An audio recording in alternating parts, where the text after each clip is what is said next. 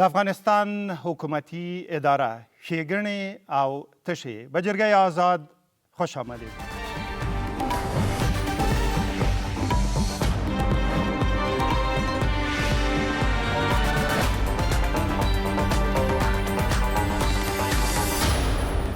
سلام بر همه تان که از گوشه های مختلف کشور تا اینجا در تالار رادیو تلویزیون ملی افغانستان جمع شدین. جرگه امروز ما در مورد ساختار دولتی در افغانستان است. چه هست و چگونه باید می بود؟ سوالات شما را این بار مهمانان گرامی ما که در دو کنار من در اینجا قرار دارند پاسخ میتن. عبدالباقی پوپل د سیمه‌ییزو ارګانو د خپلواکۍ ادارې مرستیال او د خپرونې د ثبت پر مهال سرپرست. نعمت الله غفاری نایب رئیس ولسی جرگه بزرگترین مجمع قانونگذاری در افغانستان.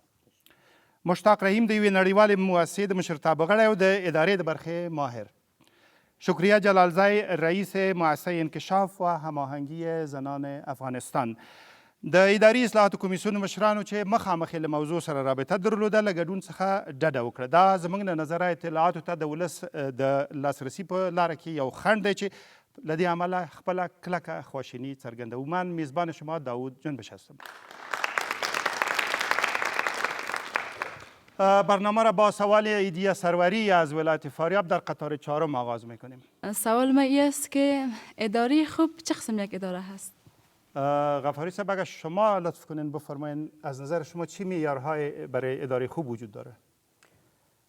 بسم الله الرحمن الرحیم. با سلام خدمت همه حضار محترم و بینندگان عزیز تلویزیون. اداره خوب اداره است که اصل اساسش و سیستمش بر اساس نیازمندی مردم و یک مجموعه که در این محدوده جغرافیایی خاص زندگی میکنن به نام مملکت، بر اساس نیازمندی اونها جور شده باشد. بخش های مختلفی که درش تعریف میشه باز هم بر اساس یک معقولیت و نیازمندی جامعه ایجاد شده باشه و در او اداره کسانی که به کار گماشته میشن آدم های کارفهم با تجربه، توانمند و ضمناً صادق و امانتدار باشن. تشکر. رحیم صاحب ستاسې له نظره معیارونه کوم دي؟ بسم الله الرحمن الرحیم. زما له نظره ښه اداره هغه ده چې هغه چا دپاره د خدمتونو اړوند چې جوړه شوې ده، که دا دولتي ادارې که غیر دولتي، خپل خدمات په مؤثر انداز کې وړاندې کړي. مؤثر انداز څه ته وایو؟ چې هغه خپلو اهدافو ته اړوند دوی کار وکړي او هغه کوم خدماتو دپاره چې جوړه شوې ده هغه په خپل وخت سره په ښه معیار سره خلکو ته وړاندې کړي. د دې ترڅنګ هغه د خپلو مستفیدینو یا هغه چاته چې خدمات وړاندې کوي د هغو رضایت لاسته راوړي. زه فکر کوم که په ډېرو معیارونو وغږېږو، ډېر معیارونه لري، خو دا د رضایت نقطه دا ټکی موږ کولی شو چې تر لاندې کرښه کش کړو، ووایو چې دا هغه اساسي نقطه ده چې موږ د خپلو مستفیدینو رضایت لاسته راوړو، هغوی موږ نه راضي واوسي. یا په بله وینا همغسې اروپایي ټولنې ویلي چې ښه اداره لکه ډوډۍ، لکه د ژوندانه حق، لکه د سفر حق، دغسې د انسان په اساسي حقونو کې راځي. ښې ادارې ته از نظر شما معیارهای اداره خوب چیست؟ شما چی معیارهایی را برای یک اداره خوب فکر میکنین که میتونه وجود داشته باشه؟ شما در قطار اول. ذکرالله سایس از ولایت بدخشان. اداره خوب از نظر ما است که عدالت در او جایگاه داشته باشه، یعنی روابط های شخصی در او وجود نداشته باشه. قسمی که فعلا در بعضی ارگانات دیده میشه که بنابر روابط و ضوابطی که دارن تعیینات و یعنی مامورین از امو قشر و زاده و به نسبت روابط یکدیگرشان تعیین میشه. تشکر. کوتاه صحبت کنین، به بسیاری ها میتونیم نوبت بدیم. شما گفتین که عدالت یکی از معیارهای خوب اداره خوب است که عدالت تامین بکنه. بزرگوار شما در قطار اول. آقا محمد دگروال متقاعد هوایی از ولایت جوزجان. اداره خوبی می باشد که ضوابط از رابط کرده پیش قدم باشه. به خاطر چی؟ به خاطر از یک رئیس ما 8 سال است رئیس معارف است. دخترش حق زمان میته 70 80 ساله را او را چی معلم اجیر میگیره، اولاد مردم 16 فصل خانه نشسته و گریان میکنه که آقا جان پدر جان ما 16 سال مکتب خواندیم، ما برادر در خانه شیشتیم پلانی رفته 70 ساله چشمش هم نمیبینه کمرش کوب شده و حق زمان چی معلم مقرر میشه حق زمان میگیره و اجیر معلم مقرر میشه. ما جوان امید نداریم، برادرای ما رفته در کشتی غرق میشه. تشکر. ضوابط باید مهم باشه.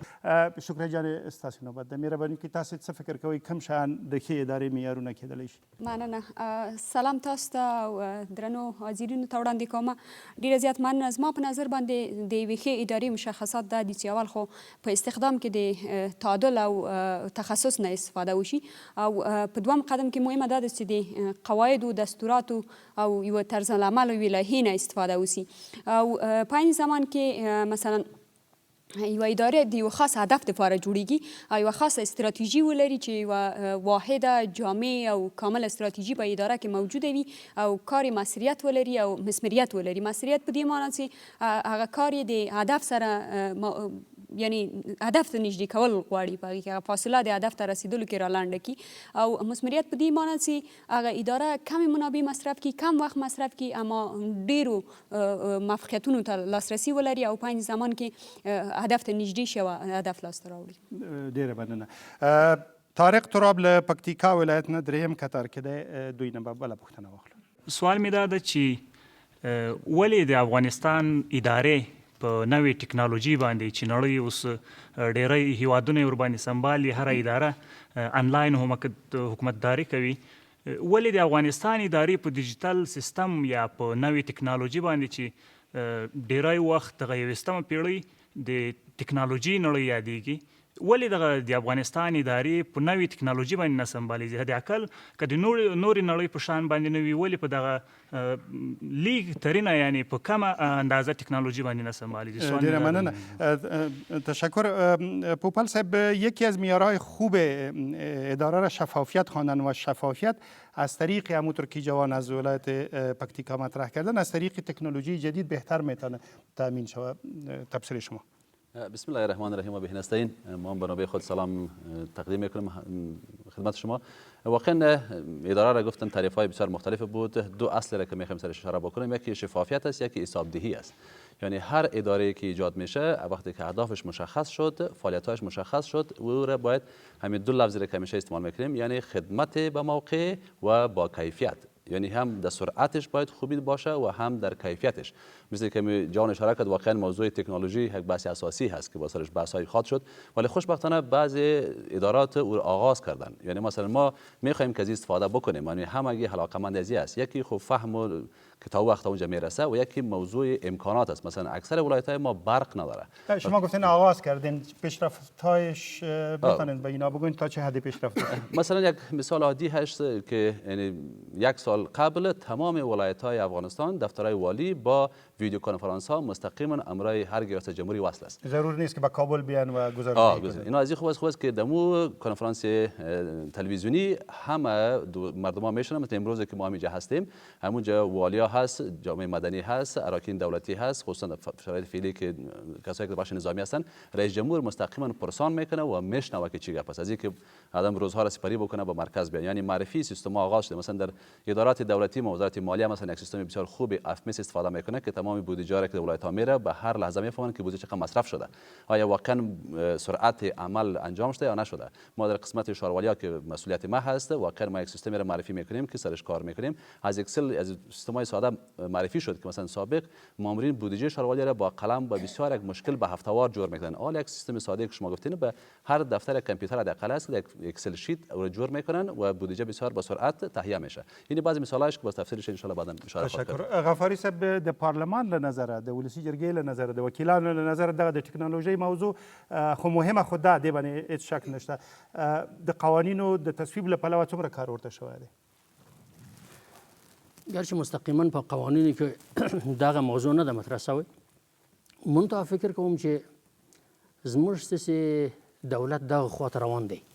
یعنی د دولت په رهبري کې دغه اراده شته چې باید د نورو مملکتو سره، د نورو دنیا سره ځان یو نوکي ورسره عیار کو، د نوې ټکنالوژي سره ځان عیار کو، خپل دولت عیار کو منتها ته پوهېږې چې زموږ په مملکت کې دا مشکلات شته دا نوې ټکنالوژي څو کاله کېږي چې په افغانستان کې استفاده کېږي استفاده ځینې اخیستل کېږي موږ دغه مشکلات لرو او ډېری مامورین چې موږ داسې خپل په ادارات کې لرو هغو به نشي کولی چې د نوې ټکنالوژي څخه استفاده وکړي نو داسې یوه لکه د گذار مرحله فعلا په افغانستان کې است هغه چې موږ رسیږو سوال مستقیم با شما این است که در تعمیر جدید پارلمان این سیستم تکنولوژی جدید رایدهی را حداقل میتونستن داشته باشن که شفافیت در رایدهی شما وجود می داشت چرا از این استفاده نمیشه تا حالا این سیستم هنوز فعال نشده البته در امو وسایلش در نظر گرفته شده و بنای ما هم بر همین است که به همون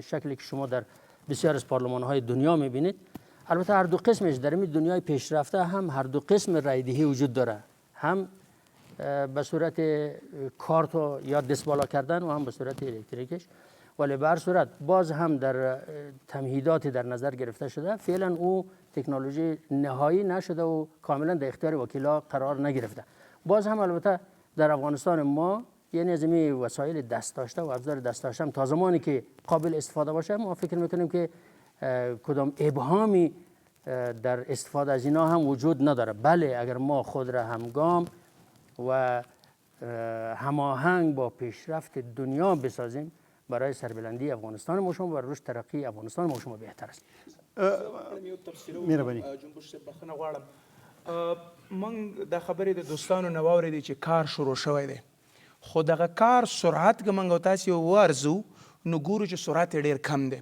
بلې موږ دا منو چې امکانات کم دي او هغه کمې زیربناوې چې اړتیا موږ ورته لرو د الکترونیکي حکومتولۍ یا ای ګورننس چې ورته وایي هغې کمبوتاتو سره مخامخ یو خو هغه دومره هم ډېر کم نه دي چې موږ دا سرعت دومره سست واوسېږي زما په نظر اساسي دلیل دا دی چې هو تر یو اندازې پورې به سیاسي اراده هم موجوده وي موږ د مخابراتو په وزارت کې د ای ګورننس یو ریاست هم لرو لیکن تر کومه حده پورې موږ دې دپاره رښتونی کار کړی مشکل چیرته دی مشکل زما په نظر باندې بیا هم ګرچه سیاسي اراده شته خو په سیاسي اراده کې ده دلیل څه شی دی چې زموږ هغه خلک چې په منځنۍ کچه مدیریت کې قرار لري د حکومتولۍ دوی بدلون ته چمتو نه دي دا هغه خلک دي چې ځکه چې فساد ته لاره جوړیږي راځم دوه دلیل دي یو دلیل خو لوی دلیل دا دی چې دوی هغه وړتیا اکاډمیکه وړتیا تخنیکي وړتیا او دغه سیستمونو څخه د استفادې وړتیا نه لري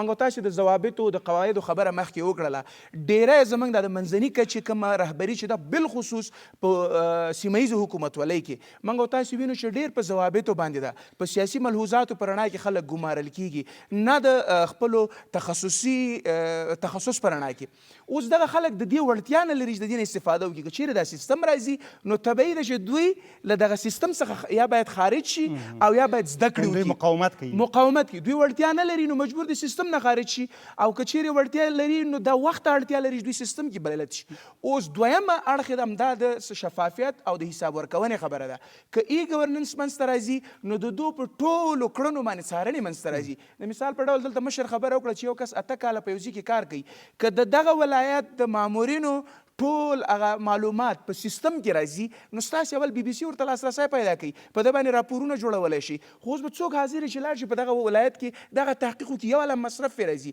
نو دلته د دواړه خواوې دي منځنۍ کچې رهبري هم حاضره نه ده خو فساد ته هم زمینه مساعدولو یوه لاره ترې استفاده شوې ده تشکر تجربه شما را بشنم که در بله بفرمایید و باز نوبت بدیم به حاضرین ما تاکید میکنم برای که افغانستان در یک مرحله گذار است از اون مرحله به مرحله حکومتداری الکترونیک واقعیت افغانستان این است که تعداد زیاد از مامورین یعنی میتوان مندیر ندارن که از ابزار جدید استفاده کنن آیا مناسب میبینین کلشان آدم تصفیه کنه آدمای جدید بیاره فقط به خاطر که اینا تکنولوژی جدید بلد هستن کل همون تجربیاتی که در طی 10 سال آموختن همش آدم دور بریزه تشکر استاسی نوبت شما از ولایت خود بگوین تا چه حد تکنولوژی جدید در ولایت شما معرفی شده زلمه په دویم کتار کې تاسو لومړی وار واخلئ زما نوم حیات الله زابل ولایت اوسېدونکی زما له د هغلو مېلمنو څخه دا پوښتنه ده چې دوی مخکې خبره وکړه چې ټکنالوژي سته وجود لري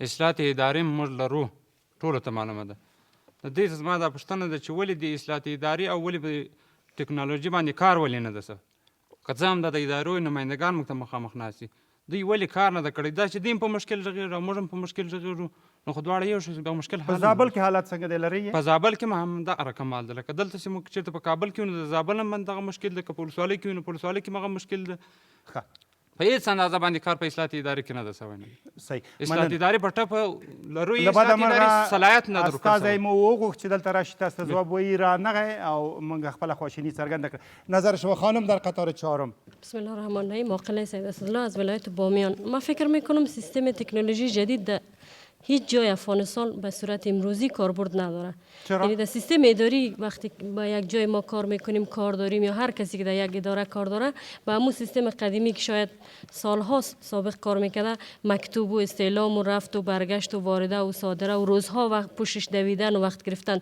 در حالی که در امروز دنیا امروز میشه که از ایمیل و الکترونیکی یعنی مثلا از تکنولوژی جدیدی که در همه کشورها خب یک استفاده سوال میشه. از شما اگر فرض کنین غفاری صاحب گفت که بنا به علل مختلف که یک تعداد نمیدانن از او استفاده کنن نظر من از خب میشه که اول که از کادر جوان و تحصیل کرده که امروز اکثرا کسایی که تحصیل کرده به اینترنت و کامپیوتر دسترسی داره و میتونه استفاده کنه از این کادر استفاده شود.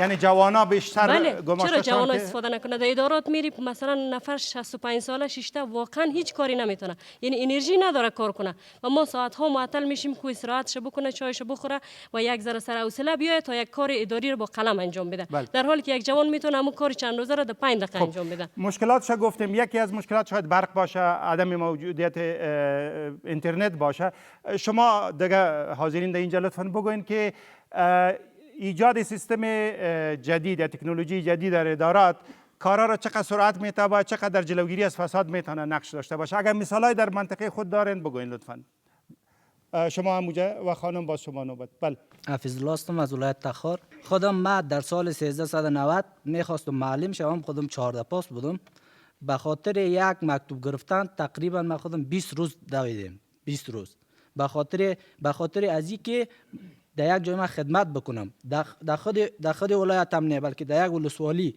چون من واسطه هم نداشتم اگر واسطه می داشتم شاید که در جای بالا یا در مکاتبی که در خود شهر می بود من وظیفه اجرا میکردم من خودم فقط به خاطر گرفتن یک مکتوب 20 روز دویدم در سابق مردم قسم میکنن ما شاید که بزرگا در اینجا باشن در سابق مردم قسم میکنن که اگر کسی که فارغ میشد یا 14 پاس میبود یا 16 پاس بسیار به زودترین فرصت میتونست که سیستم بطی بود البته آنچه امروز توسط ایمیل و توسط وسایل الکترونیک انجام میشه در وقت البته زمان بیشتری میگیره ولی شاید میزان فساد کمتر بوده خانم میرمن تاسو په دریم کتر کې خانم بسم الله الرحمن الرحیم چمن انصاری از ولایت دایکندی بسیار مشکلات زیاد داریم در دایکندی دورتر ولایتی مرکز که است در دایکندی دوره مشکل سرک داریم مشکلی رفت و برگشت داشتیم از حکومت محلی چی رقم بگوین راضی هستین نه از این حکومت جدید اصلا راضی نیم مخصوصا ولایت دایکندی چون هیچ کار نشده خب کار نشده در کل افغانستان مشکل اساسی اداره حکومتی شما در دایکندی چیست اصلا خوب نیه حکومت است حکومت فامیلی در هر ورگان ماری فامیل باشه بالخصوص ولایت دایکندی تشکر شکریه جان استاسو ورده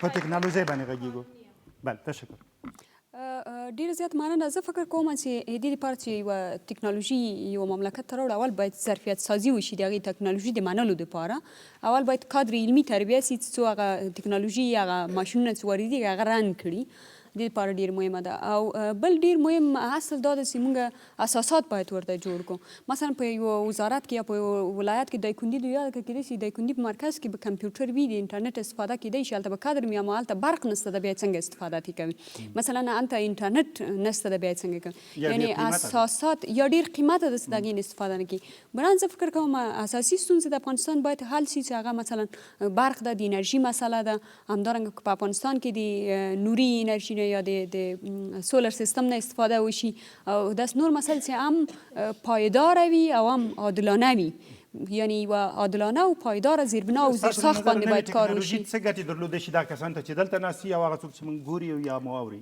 زه فکر کوم نه یوازې دا کسان چې دلته ناستي افغانستان ته ول بیا ټول نړۍ ته موږ پرمختللي هېوادونو که وګورو دوی ژوند یعنی واقعا پروګرام کړی دی، ژوند واقعا ډېر قوي منیجمنټ لري.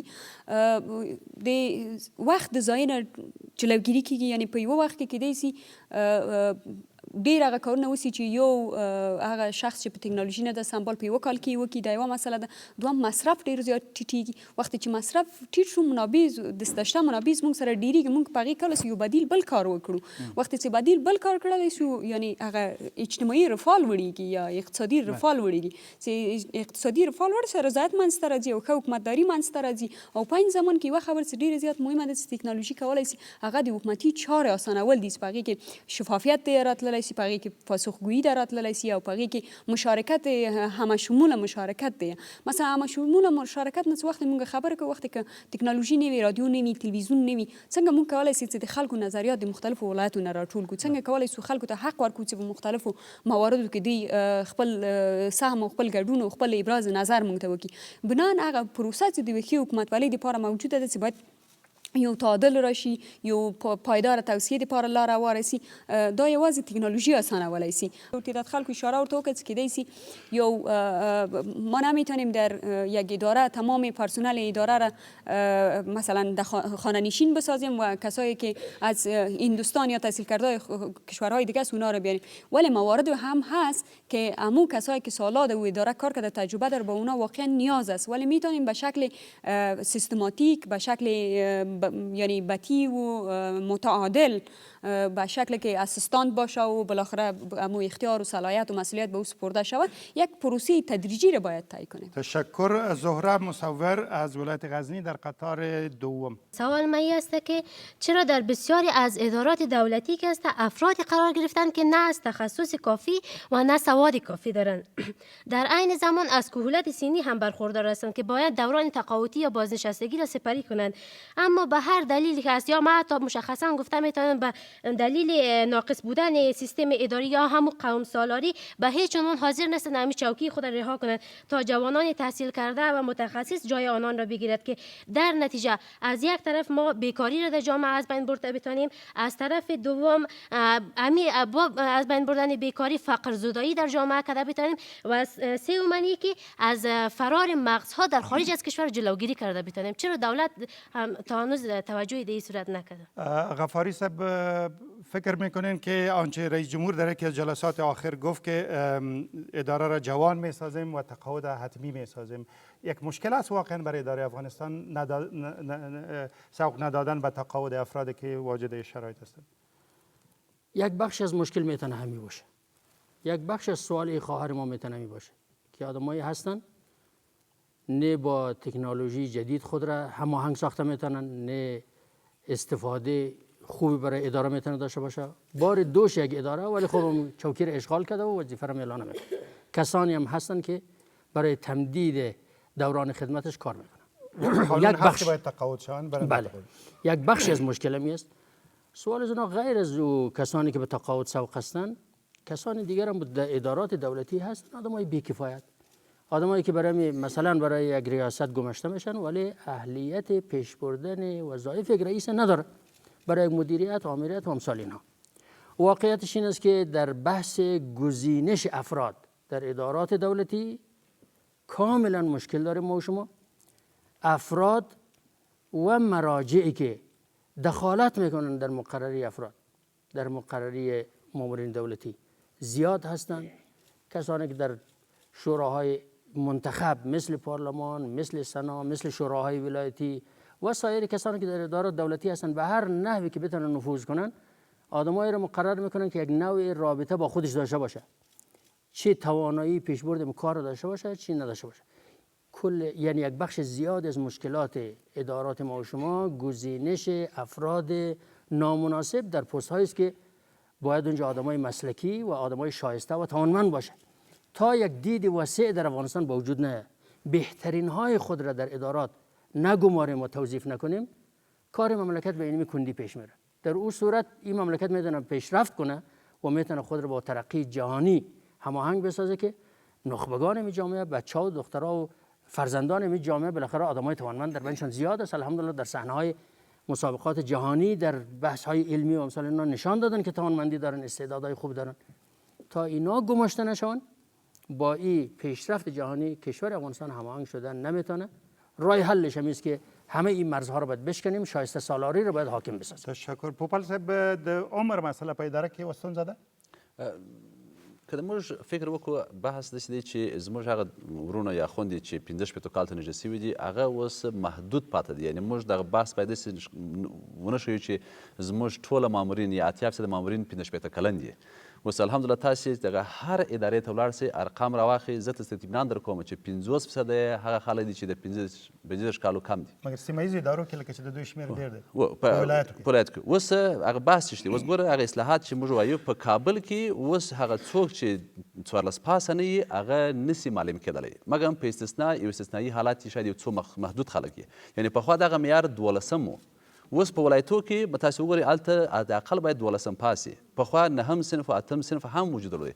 ولې هر څومره چې موږ ولسوالیو خواته ځو هغو نه دغه ظرفیت کمیږي او دغه تریخ حقیقت دی. مثلا اوس که یو خور ته یا ورور ته وایي چې 14 ویلي یا پانتون ته ویلي چې زما ولسوالۍ ته چې پنجوایي ده چې څوک زیات معلم کیږي څوک نه زیات.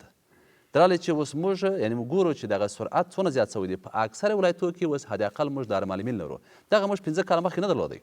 یعنې دغه سلسله دغه مشکلات په کټګوري سره حل کیږي. یو شی چې رئیس جمهور ډېر تاکید کوي یعنې دغه سند تقاعد ته تمدید بیا نه ورکوي. دغه باندې ټینګار کړی نو په دغه دغه فرصت ډېر مساعدېږي چې دغه نور خلک راسي. ولې تر څو چې موږ دغه اعتماد سازي ونه کړو. اوس ګوره مشکل په چیش کې دی. هغه څوک چې په کابل کې مقرریږي هغه په ولایتو کې شکایت دی چې د کابل څخه فراشوټ راغلی دلته واسطې دي هلته پیسې اخیستل کیږي. مشکلات به یې زه په دې کې نه وایم چې مشکلات نشته. هغه څوک چې بیا په ولایت کې مقرریږي د ولسوالۍ خلک دغه شکایت لري چې دغه والي خپلوان خپل دوستان راوستل. که په ولسوالۍ کې مقرریږي بیا د ولایت خلک شکایت لري چې د ولسوال خپل دوستان خپلوان راوستل. یعنې سیستمونه مختلف شته. هغه به مشوره کیږي ارزیابي به کیږي چې کوم سیستم کار. اصلاحات اداري یو سیستم و چې جوړ شو. دا چې بعضې اشخاص پکې شته متاسفانه شاید مشکلات پکې کیږي. ولې یو سیستم حداقل شته چې دغه لارې مساعده کړې ده چې خلک راغلي دي د سیستم کې داخل شوي دي. یعنې اوس هغه څوک چې ماستري ولري تجربه د کار ولري هغه په سیستم کې کرا داخلیږي. ولې یو مشکل چې هغه لري چې رئیس جمهور هغه ورځ ډېر په ټینګه ویله چې یو څوک ماستري لري ولې تجربه د کار نه لري. دا سیستم اداري اصلاحات اداري دغه تجربه د کار هم ځینې غواړي. نو هغه تجربه د کمه کړي هغه زر کار نشي پیدا کولی. د دې باندې هم بحثونه روان دي چې څنګه د ځوانانو ته نوره زمینه هم مساعده سي چې دا فرصتونه د کار ایجاد سي. ولې موږ یو شی اخره خبره کوم چې منفي فکر ونه کړو چې زموږ ټوله سپین ږیري خلک خدای ناخواسته ناکاره خلک دي. منن رحیم صاحب یک سوالی است که مسئله تقاعد مثل یک شمشیر دولبه واره است که اگر شما اقتدار را به تقاعد سوق بتین و جوانان را جاگزین از اونو بسازین در بسیاری کشورهای غربی مثلا یک مشکل شده تقاعدشون شما باید 2 معاش بپردازین هم به اونایی که جدیداً استخدام شد و هم اونایی که به تقاعد رفتن. این مشکل چگونه میشه حل شود؟ ګوري دې خبرې ته د جواب درکول نه مخکې زه غواړم په دغه بحث باندې لنډه غوندې تبصره وکړم. مخکې خور دلته خبره وکړله چې دلته هغه د قوم سالاري ده. په ډېر معذرت سره تاسې خپل ولایت مطالعه کوئ قوم سالاري نه ده فامیل سالاري ده. زمونږ په ټولنه باندې فامیلونه مسلط دي. 100 تر 1.5 پورې فامیلونه دي په ولایتي شورا په پارلمان په اداره په ټولو کې ناست دي. دویمه ستونزه چې موږ لرو هغه دا ده چې موږ او تاسې د بیوروکراسي جوړولو دپاره هېڅ هڅه نه ده کړې. پوسټونه ډکوو کادرونه د بیوروکراسي د سیستم برخه جوړولو هڅه اوسه پورې بیخي دا هماغه بیوروکراسي ده چې د 19 پیړۍ په پای کې امیر عبدالرحمن خان جوړه کړه. هماغه شکل دی هماغه سیستم روان دی. موږ منځ ته خلک رانه نه باسو. په نړۍ کې نوې تجربې شوي. سویلي کوریا د نننۍ نړۍ معجزوي پرمختګ بلل کیږي. د هغوی پرمختګ ته معجزه وایي. هغوی څه وکړل په 90مه لسیزه کې د عیسوي کال دوی لاره خلاصه کړه هر هغه چاته چې په نړیوالو ادارو کې کار کوي. زه نړیواله اداره کې کار کوم. زه غواړم په حکومت کې کار وکړم په کم معاش وکړم چې خپلو خلکو ته خدمت وکړم. خو زه مجبور یم چې هغه یو فامیل پورې ځان وتړم چې زه یو سیستم ته داخل شم. دا په تېرو خبرو باندې بحث دی. دویمه خبره د تقاعد او د نوي ګمارونو ده. بالکل موږ او تاسې به د اقتصادي نقطه نګاه یو فشار په ځان باندې ومنو دې کې شک نشته دی خو دا خبره دا ده چې که موږ دغه بار په خپلو اوږو واخلو او نوي کدرونه سیستم ته را داخل کړو او بیا هغوی نوي مدیریت له لارې زموږ اقتصاد ته یو منډه ورکړي کیدای شي 1 کال 2 کال تر 15 کالو پورې موږ دغه بار په خپلو اوږو ولرو دا ستونزه ولرو چې اقتصاد اضافي فشار په دې ارزي سړی وزغمي بالکل ارزي ډیری وخت سړی داسې دوايانې خوري چې د وجود نورو برخو ته تاوان رسوي د یو خاص مرض د علاج دپاره خو انسان چمتو دی چې هغه دوا وخوري چې زه خیر دی که هغه ساید افیکټس هغه اطرافي تاثیرات په ما لري خو دا اساسي مرض نه ما خلاصوي ډیره مننه د آزاده جرګه د دوام لري د آزاده جرګه د پر رادیو تلویزیون او آنلاین د بی بی سی او د افغانستان د ملی رادیو تلویزیون ګډه خبرونه ده اگر میخواین در برنامه‌های بعدی میهمان ما باشین به شماره 0704 60 60 زنگ بزنین و یا هم در شبکه‌های اجتماعی اوپن جرگه یا جرگه آزاد جرگه صفحات شبکه‌های اجتماعی ماست میتونین اگر خواستین لایک کنین و از اون طریقه میتونین اسمایتان به ما بفرستین خبرونه پری عادل په خپله پوښتنه باندې له خوست ولایت نه غذایي 15 کتار کې ده زما سوال دا سته چې په زموږ په خوست ولایت کې د ښځو ونډه د اداري دولتي ادارو کې ډیره کمه ده ښځو ته هېڅ څوک حق نه ورکوي چې په دولتي اداره کې کار وکړي علت د دې څه شی دی د دې لپاره باید څه وشي فکر کوم د ښځو ونډه به نه یوازې خوست کې بلکې ټول افغانستان کې کمه ده شکریه جانې د ښې ادارې یوه بله نښه وایي چې دا د فرد دپاره ده یعنې فرد د ادارې دپاره نه ده اداره د فرد دپاره ده ښځه هم یو فرد دی ونډه یې په معینو دلایلو کمه ده څنګه ډېرېدی شي ما مخکې غوښتل چې هر څوک هم ولې د وخت کموالي لحاظه ما ونه سوی کوي چې د یوه بله نقطه اضافه کړم چې ښه اداره هغه ده چې د جنډر مسله پکې مراعات سي چې په هغې کې خویندې او وروڼه دواړه ګډون وکړي البته لکه مخکې چې مونږ وویل چې باید د تخصص و شایسته سالارۍ په اساس باندې استخدام وشي بناً باید اول زمینه دې ته مساعده سي چې خویندې هم هغه کومه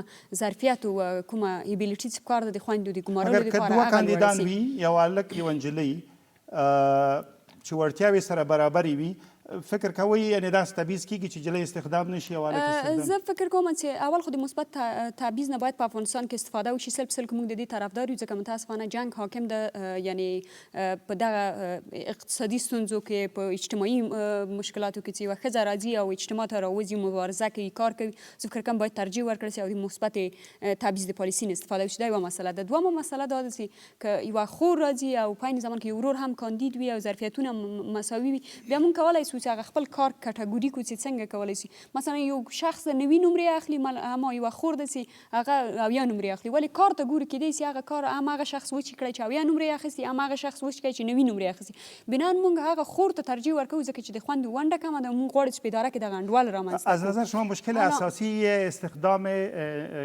کمتر خانم‌ها چی است در افغانستان متاسفانه یک چیزی که بسیار عام است در افغانستان که ما چندین بار یادآوری کردیم یکی محدودیت‌های فرهنگی است که تنها مشکل یک طرفه بله تنها یک طرفه نیست که یک خواهر ما کس استخدام نمیکنه بلکه خواهران بسیار کم است که بیاین به اداره چی مشکلات فراروی شما هست به عنوان خانم‌ها اینجا که تشریف دارین که جلو استخدامتان در اداره دولتی میگیره یا شما یا خواهرای دیگه که در سرتاسر کشور هستند بله خانم اینجا سنا از ولایت پکتیا قسمی که شما یادآوری شدید که به خانم‌ها هم جایگاه هست که بیان در اینجا کار بکنه اما وقتی که میروند به یک اداره میخواهند که وظیفه بگیرن بعد از کسانی موجودند که سند صنف 12 دارند اما کسایی میروند که مستری در دستشان میباشه بابا میگه که شما تجربه کافی ندارین آیا در یک اداره تجربه مهم است یا سند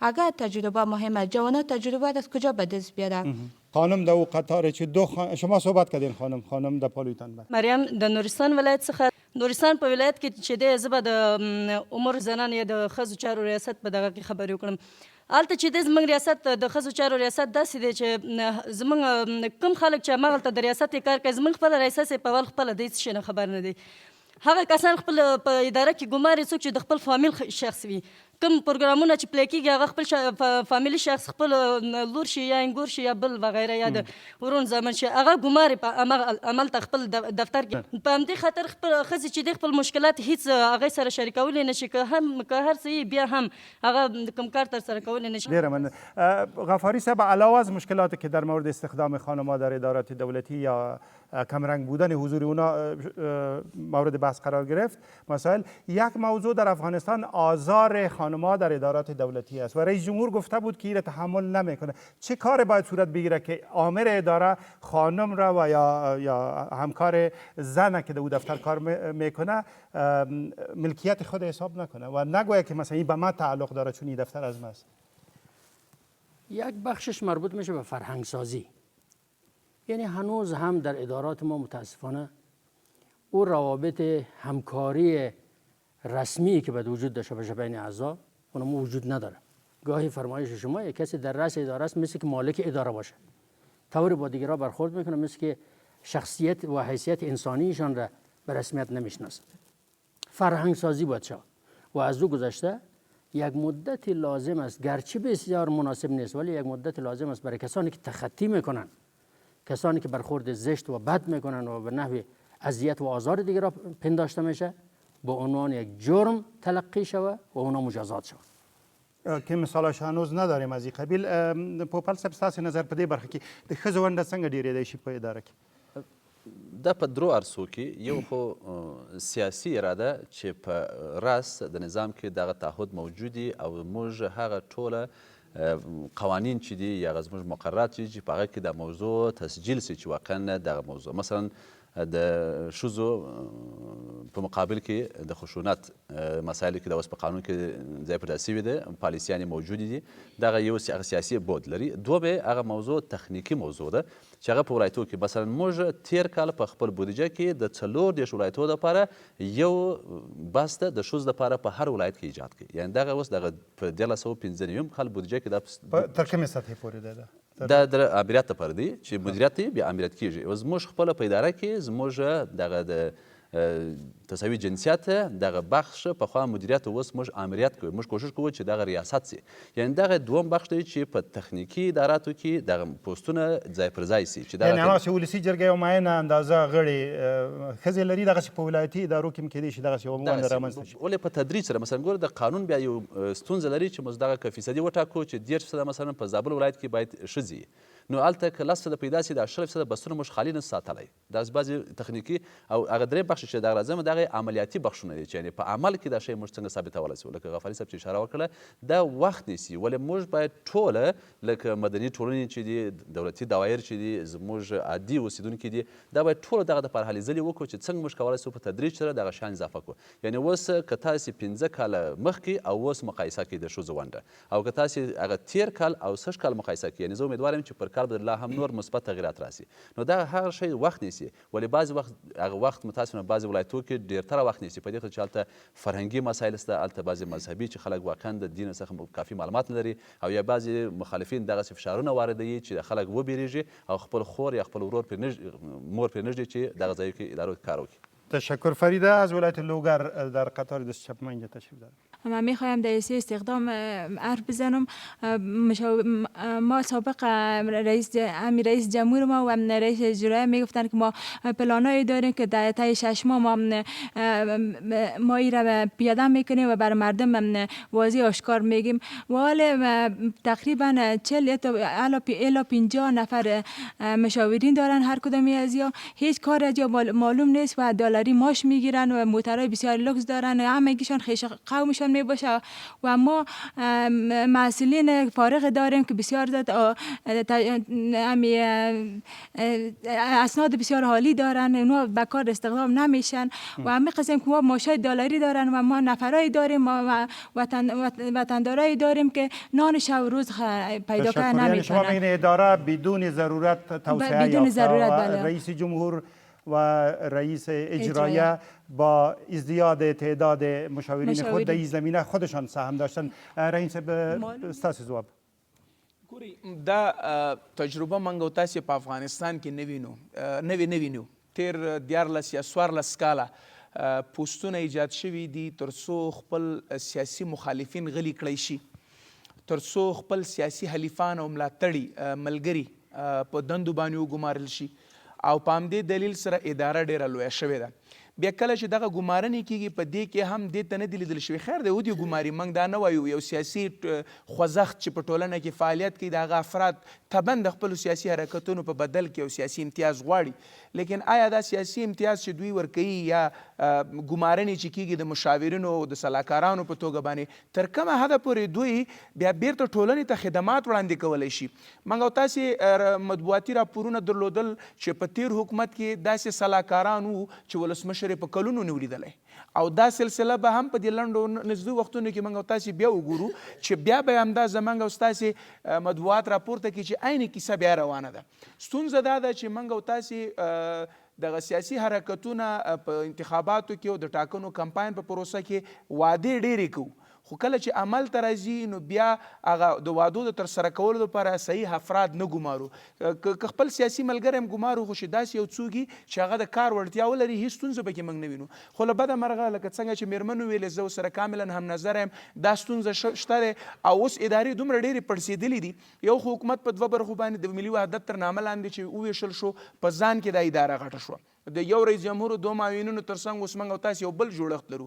بیا هر جوړښت په ځان کې سیاسي ملګري لري او د افغانستان هغه کم سیاسي جوړښتونه چې دي اوس ټول په حکومت کې دي، هېڅوک په اپوزیسیون کې نه لرو. په همدې دلیل چې دلته هغه سیاسي امتیاز ورکونې پروسه جاري ده او همدا لوی دلیل دی چې موږ او تاسې نشو کولی چې حکومتولي په ښه خواته ویسو. نوبت شماست. بگوین فکر میکنید اداره افغانستان به حد و بدون ضرورت تورم یافته و توسعه یافته؟ بله شما خانم در می قطار اول. بسم الله الرحمن الرحیم. ما هستم خانم یعقوبی از ایکندی از ولسوالی اشترلی. ما جوانان دختران و بچه های ما راسار پک دخنه بیکار است. امو رئیس اجراییه و امو اشرف غنی راسار میگشت که در مو رای جمع کن، در شو رای جمع کن، ما اینتر ایگنار صاحب کار میکنی، صاحب اینتر منیم، صاحب پیسه منیم، حالی که چی هر کس در خودن کار میکنه. یعنی میگن رهبران حکومت وعده های خود اجرا نکرده. آره یک شعبه که کار است قوم و فامیل خود جابجا مونه. خب بسیار تشکر. مهرمن تاسې همینجا در کنار از اینا اینجا. نسرین احسانی د خوست ولایت څخه. ما سوال دغه و چې د اوسنی حکومت چې دی د یوې دقیقې کار دی 10 ورځې کې کوي، په رسمي وخت خپل شخصي کورونه کې نه غواړي چې رسمیات په مخ وځي او رسمي کور کې د خپل کورونه سرته کوي. دولت ولې د دغې څارنه نه کوي؟ عالی خبر. شکری جان، یک مسئله تورم اداری شاید مربوط به این باشه که دولت هنوزم یا اداره دولتی و حکومتی هنوزم به عنوان یک کارفرمای عمده نقش ایفا میکنه و علت چیست که سکتور خصوصی نتونسته جوانان را جلب کنه و اینا مجبور هستن اگر به معاش اندک هم است استخدام کرده برن. راه حل چی است؟ یک خویی است که باید سکتور خصوصی یعنی بخش سکتور خصوصي تقویت شو که استخدام کنن. راه دیگه چی میتونه باشه؟ ډیره زیات مننه. مخکې د دې نه چې اساس سوال ته رسم زه یو څو نقطې ډېرې لنډ غواړم چې اشاره ورته وکړم. یو داسې یو خور سوال درلود چې مثلا وخت رئیس ته ورځو په ورځو هغه نوي په خپل شخصي کارو پسې تللي وي. دا ځکه چې نظارت په حکومت کې نشته. نظارت اساس د تطبیق د قانون ده. که قانون تطبیق نشي اداره هیڅکله نشي جوړېدی او د قانون د تطبیق لپاره نظارت یو اصل دی چې باید نظارت وشي چې آیا شته ده او که نشته ده. او بله مهمه مسله دا ده چې یو سیستم په یوه اداره کې نشته که یو شخص نه وي یو بل شخص شته چې هغه کار تاته وکړي. یعنې داسې یو فرد سالار شوی ده. یعنې که هغه یو شخص نه وي بیا دا نه ده چې دویم شخص ته صلاحیت ورکړي او یو عادي کار ده په یو سیستم کې یو ډیټابیس کې یو چی رسول کېږي ستا کار هغه بل نفر وکړي. یعنې د عدم موجودیت د یو سیستم دا پخپله د مشکل ساز شوی ده او دا یوازې په یوه ولایت کې نه ده، دا عامه ستونزه ده او یوه وجه چې خلک د حکومت نه خفه دي همدا داسې په حکومتي دوایرو کې کار نه کیږي او مخالفینو ته هم چې خلک ځي دا یو سیاسي اړخ هم لري. ځکه ځي چې وخت چې طالب ته یوه قضیه ورځي په 3 دقیقو کې په 10 دقیقو کې ورته فیصله کوي. وخت چې حکومت ته یوه محکمې ته یوه موضوع ورځي په کلونو هغه نقل. تاسو باور کړئ چې یو جرم کېږي د جرم شاید هغه جزا چې ورکول کېږي هغه 2 کاله وي، اما متاسفانه 2 کاله یو شخص په زندان کې تېري د هغې دوسیه نه ترتیبېږي. یعنې دغه زماني فاصله او دغه بل ډېر مهم ده چې انساني روابط باید په یوه اداره کې موجود وي. یعنې په دې معنی چې هیڅ مهمه نه ده چې زه په یوه اداره کې کار کوم ماته مهمه نه ده چې ماته یو موچي راغی، ماته یو د ښار بازار نه یو بل دکاندار راغی یا ماته رئیس جمهور راغی. ماته مهمه دا ده چې زما صلاحیت دغه ده، مسؤلیت مې دغه ده او دغه یو انسان ده. د انسان په حیث ماته راغلی زه کار باید ډېر زر خلاص کړم. متاسفانه چې د ادارې په ایجاد کې مختلف موارد رول لري. یو دا چې خارجي بود یې درلود او داخلي بود یې درلود.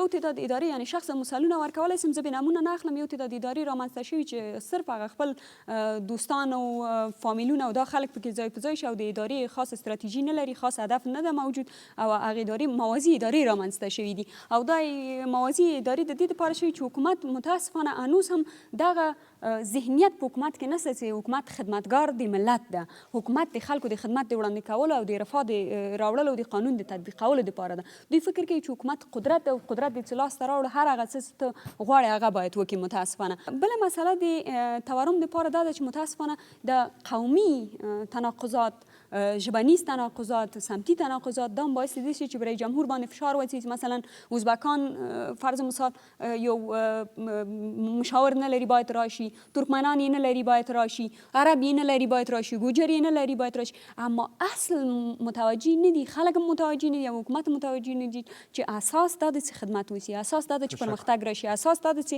سهولت رامنځته شي. او یوه بله خبره زه غواړم چې د خور په ستاسو نظر هم البته د خور هم ستاسو پوښتنه وه چې دغه د آزار او اذیت د میرمنو مسله ځکه ده چې متاسفانه په سیستم کې مشکلات دي.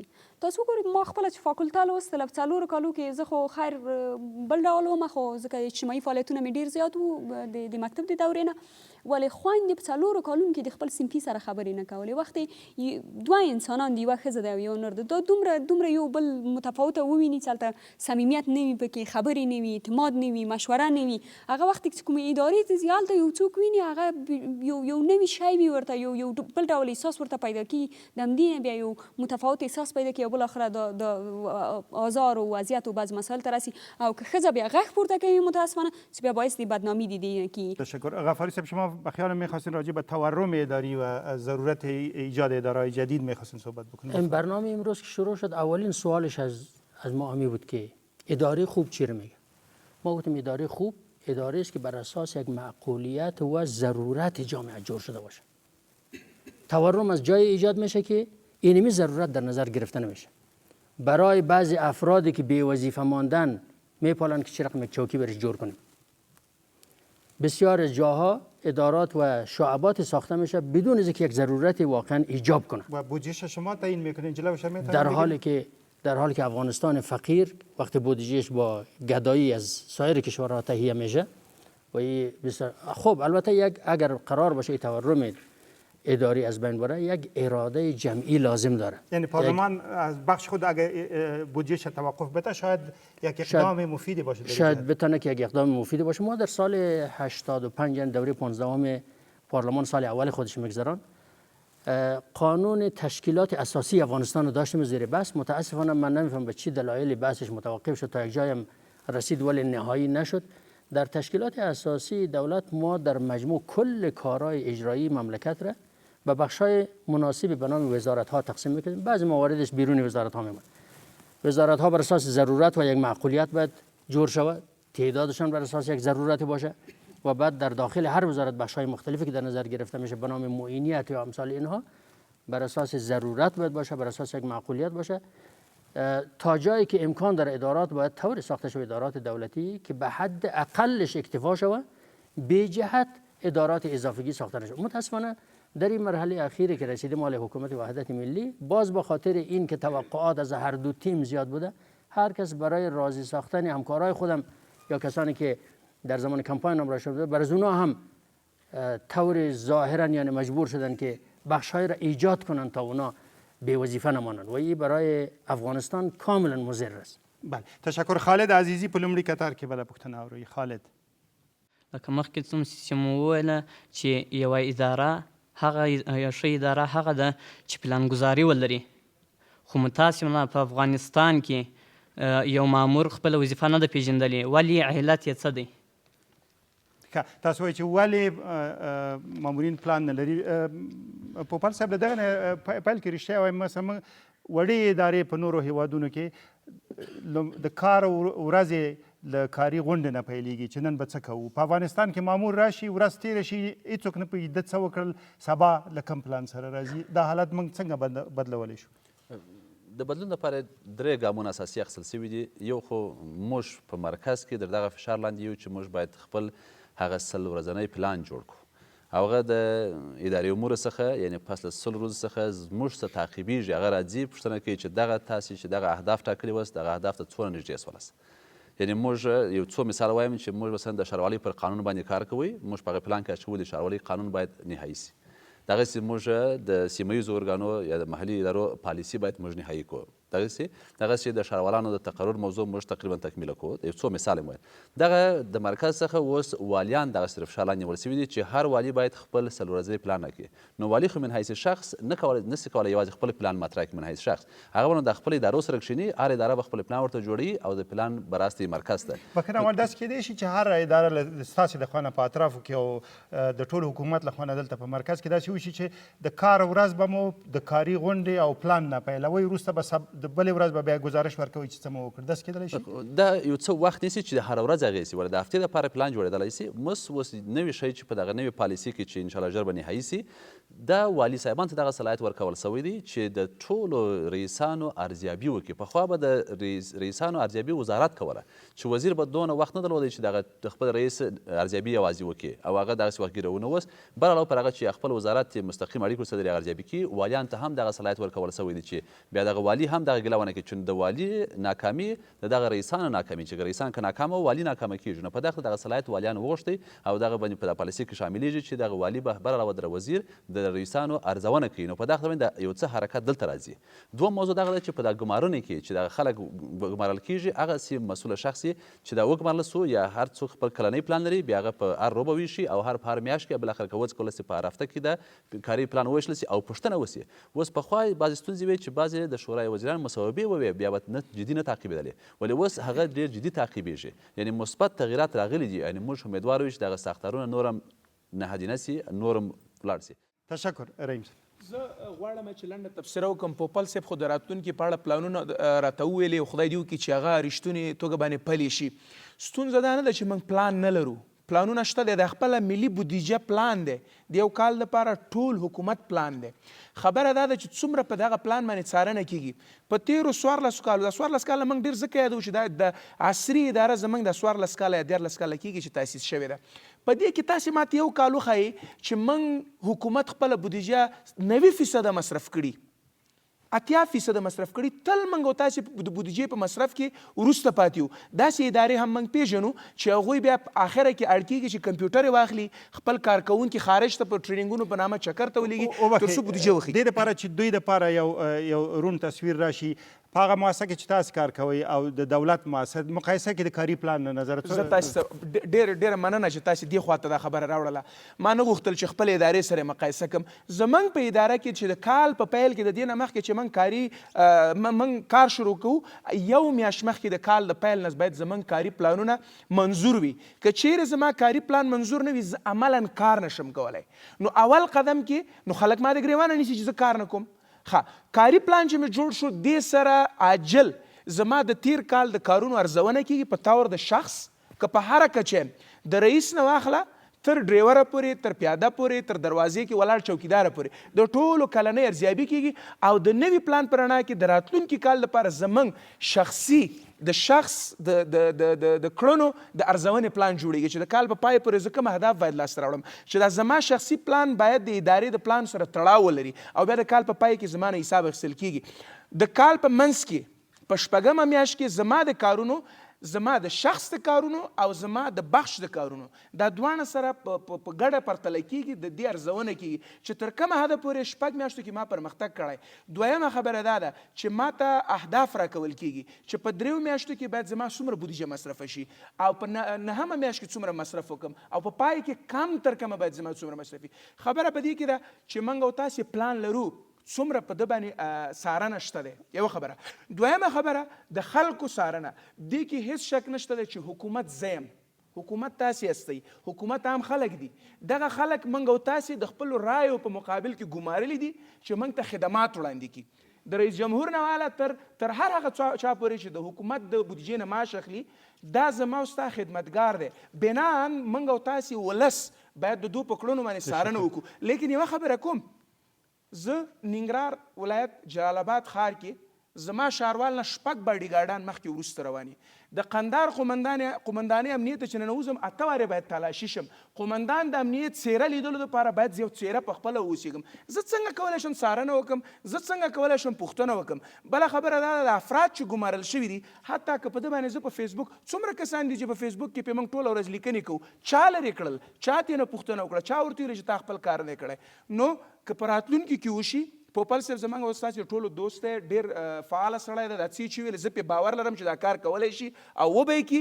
خدای دې وکړي چې وشي. خو که په نن باندې خبره وکړو، نه ما ورته څارنه کولی شو، ولې چې حکومت زما او ستا بادار دی، او نه دلته د پلان د پلي کولو باندې کوم کنټرول یا کومه څارنه شته دی. نو بنان پلان څه معنا لري؟ که هر سهار کیم نی فایده یې څه؟ که دا د ورځې په آخر کې د ده نه حساب نه اخیستل کېږي. په نړیوالو ادارو کې موږ د پرفارمنس مینجمنټ سیسټم لرو. که یو څوک خپل کار په ښه ډول نه کوي، که یو څوک که زه یم او خپل کار په ښه ډول نه کوم، نو زما امیر مجبور و مکلف دی چې ما سره کیني، ما نه پوښتنه وکړي. بیا زه 2 لارې لرم. یوه لار مې دا ده چې که زه ستونزې لرم، وړتیا نه لرم، نو دا یې اړ دی چې ما سره کار وکړي، زما د وړتیا پورته وړلو په عرصه کې ما سره مرسته وکړي. که سستي کوم په خپل کار کې، نو هغه د ځان نه مشر ته یا د استخدام ادارې ته وایي چې دا سړی خپل کار نه کوي. 1 وارې 2 وارې 3 وارې ما ته اختاریه راکول کېږي، 2 وارې په 3مه اختاریه زه شړل کېږم. تشکر، ډیره مننه. غفاری صاحب، به برخی معیار تاسو ته نوبت درکوم. به برخی معیارها اشاره شد. به نظر شما چگونه میشه برنامه ریزی را در ادارات افغانستان ایجاد کرد و کنترلش هم، مکانیزم کنترلش هم ایجاد کرد؟ بله، چیزی که مهم است این است که غیر از که وظیفه برشان سپرده شده و صلاحیت به اونا داده شده، از طرف کسی که آمر مافوقشان گفته میشه باید یک ارزیابی صورت بگیره، نظارت صورت بگیره و از اونا پرسان شود. در صورتی که در ارزیابی کسانی باشند که کاراییشان ضعیف تشخیص داده شود، یا برای ارتقای ظرفیتشان کار شود، یا به اون صورتی که دوست ما گفتن در 2-3 مورد به اونا اخطار داده شود، بعدش هم ازش معذرت خواسته شد تا یک آدم توانمندی بیاید اونجا و وظیفه رو پیش ببره. ولسی جرگه میتونه سرمشق باشه در این زمینه؟ ما فعلا درباره ارگان به نام ولسی جرگه در این مورد نمیتونم صحبت کنم، ولی میتونه از هر جایی، از هر اداره ای شروع شود. یکیش میتونه ولسی جرگه باشه، نمایندگان مردم میتونه یک الگوی بسیار خوبی را ارائه کنن و همچنین تمام ادارات همین رقمی که وظایفشان مشخص است، یک نظارتی، یک سوالی و ضمناً در آخر نتیجه گیری وجود داشته باشه. در صورتی که کسی واقعا وظیفه خود به خوبی انجام داده باشه، تقدیر شود. کسی که وظیفه خود به صورت صحیح انجام نداده، گوشزد شود، برای ارتقای توانمندیش کار شود و در صورتی که خودش اراده نداره یا می ظرفیت نداره و نمیتونه کار پیش ببره، همون مراحل به اصطلاح توصیه و اخطار اینا در نظر گرفته شود یا بالاخره جایش به کسی دیگه پر کنن. اینا میتونه در مجموع برای کارایی یک اداره بسیار مفید واقع شود. تشکر. شکر جان استاد ورده. ډیره زیات مننه. موین صاحب اشاره وکړه چې مدني ټولنه او رسنۍ کولی شي د حکومت سره د نظارت په برخه کې همکاري وکړي. ما شخصا په یو موضوع باندې کار کول، تحقیق مې کول، کابل بانک په موضوع باندې. متاسفانه چې مدني ټولنې دپاره اگر چې مدني ټولنه خپل ستونزې هم لري، نه باید سترګې ترې پټې کړو، ځکه یو خو یو تعداد نهادونه دي چې هغه پروژوي کار کوي متاسفانه، او یو تعداد بیا متاسفانه چې په قومي لحاظ او سمتي لحاظ ویشل شوي، یعنې هغه یو اتحاد او یو هدف پکې نشته. دا باعث دي کړي چې مدني ټولنه یو ډول سلیقه‌ایي برخورد وکړي. دا یو حقیقت دی چې نه باید سترګې، دا زموږ ستونزه ده. ولې دومه ستونزه د حکومت ستونزه ده چې متاسفانه اطلاعات نه ورکوي مدني ټولنې ته. مثلا هغه کارونه چې شوي موږ نه یو خبر، او هغه چې نه دي شوي موږ نه یو خبر، او هغه چې موږ څه کولی شو د حکومت سره په دې باندې. یعنې دا ډیره شوې ده او متاسفانه چې یو پروتوکول هم د حکومت سره امضا شوی دی، ولې متاسفانه چې فقط امضا شوی دی، د میز په سر پاتې دی، ته نه د اداري امور کې پاتې دی. هېچا پوښتنه چې پوښتنه ته کوو، وایي چې یوه هفته وروسته موږ یو میټینګ نیسو، بیا تاسو راغواړو د دې د تطبیق لپاره میکانیزم جوړوو. یعنې تقریبا یو کال پوره شو چې دغه د مدني ټولنې نوی بورډ چې جوړ شوی و، منتخب بورډ چې جوړ شوی، د هغې بورډ بدلیږي، اما متاسفانه چې تر ننه پورې هغه میکانیزم د حکومت سره جوړ نشد. احساس مسئولیت دادن بر شهروندان بسیار مهم است و او را از طریق صحبت کردن و وعده دادن نمیتونیم تضمین کنیم. او را از طریق ارائه خدمات میتونیم، او را از طریق یا قانون مکافات و مجازات میتونیم. ببینید ما سر مسئله نظارت صحبت کردیم، رحیم صاحب هم صحبت کردن که باید نظارت شود و برنامه‌ریزی شود. بله، تقریبا در یک تعداد از ادارات برنامه هست و ارگان های به خاطر نظارت وجود داره و عملا نظارت هم صورت میگیره، ولی نتیجهش مثبت است. شما ببینید قضیه کابل بانک شما دیدین، او توسط یک کمپانی آدیت شد، امو ریپورت یا امو راپور بررسی از اون نشر شد، ولی متاسفانه که اون راپور غلط بود. به خاطر چی؟ چند چیز نقش داره. یکی خویشخوری است، به خاطر از اینکه اونمو کسی که میای از دوستایش است، رفقایش است، دوستش است، یا ایست که وقتی اون میای او رو بر رشوت، تا وقتی که رشوت باشه، تا وقتی که فساد باشه، هیچ اداره نمیتونه مسئولیت داشته باشه. به خاطر از این وقتی که او تفتیش میای کارای از این رو بررسی کنه، امرای از این اندیولی شروع میکنه و بر از او رشوت میپردازه و یک روابط بین ادارات جور میشه. اونموست که راپور مثبت میده و در نتیجه باز میبینیم که یا قضیه کابل بانک میشه یا مسائل بسیار بزرگ دیگه میشه که با سالا باز نمیتونیم اقتصاد کشور را جور کنیم. تشکر ډیره مننه آزاده جرګه. موضوع ډیره په زړه پورې ده او کېدای شوی چې نوره مو ادامه ورکړې، له بده مرغه وخت دلته پای ته ورسید. ولی اگر سوالات نزد شما، نزد بیننده های تلویزیون و شنونده های رادیو باقی مانده باشه و هنوزم میخواین که در همین مسئله اداری افغانستان صحبت های داشته باشین، یک شنبه آینده به برنامه شامگاهی BBC ستاسې غږ خپرونې صدای شما را زنگ بزنین او خپلې پوښتنې هلته مطرح کړئ. زموږ همکاران به تاسو ته ځوابونه درکړي. زه د آزادې جرګې د ټول ټیم په نمایندګۍ له تاسو نه اجازه غواړم تر هغو چې په بل ځای کې یا په بله موضوع ستاسې چوپړ کوو. خدا حافظ. د خدای په امان.